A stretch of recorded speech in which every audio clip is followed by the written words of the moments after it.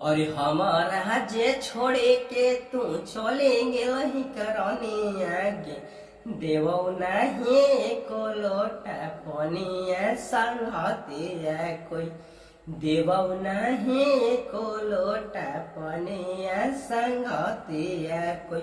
तो hello guys, welcome two माय channel. तो guys आज के इस वीडियो में हम बात करने वाले हैं कुछ मगही सॉन्ग के बारे में जो कि काफी ज्यादा अच्छा है और आप सभी को भी जो है कि ये गाने को पेश कर रहे हैं। तो आप लोग गाना ज्यादा गौर से सुनिएगा कि जो है कि किस कदर में इसको गाना है और कैसा जो है कि ये गाना को हम लिखे हुए हैं। तो आज बहुत दिन से जो है कि प्रयास करते करते आज जो है कि फाइनली ये गाना कंप्लीट हुआ है। तो आप सभी को ये गाना सुनाते हैं जो गाना के टाइटल है अरे हमारा को छोड़े के जे चलेंगे वही करनी आगे देवो नहीं को लोटा पनिया संगतिया कोई।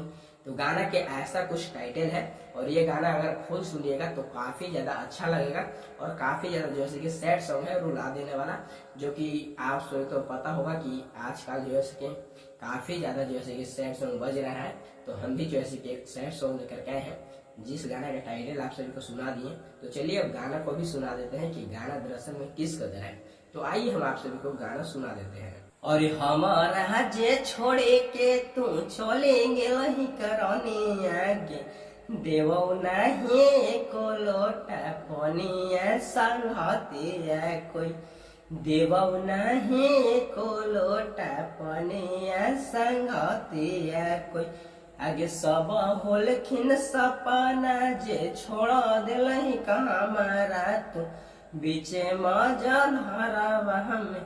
और सब होलखिन सपना जे छोड़ दिल कहाँ मारा तू बीचे मजन हरावा हमें देवो नहीं को लोटा पनिया संगतिया कोई देवो नहीं को लोटा पनिया संगतिया कोई।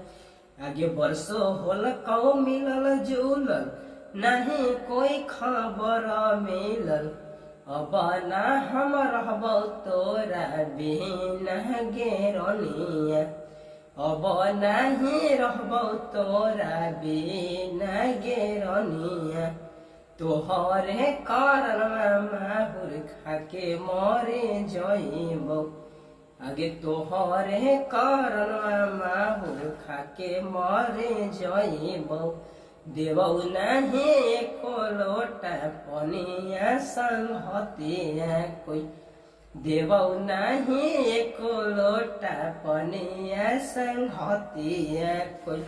अरे कोई सन ये प्रेत हई सब कोई के जीद हई सब जाए कहकी नई हरवा गेरनिया अगे लड़ी है झगड़ के जाई हकिन नई हरवा देवो नहीं को लोटा पनिया संगतिया कोई देवो नहीं को लोटा पनिया संगतिया कोई।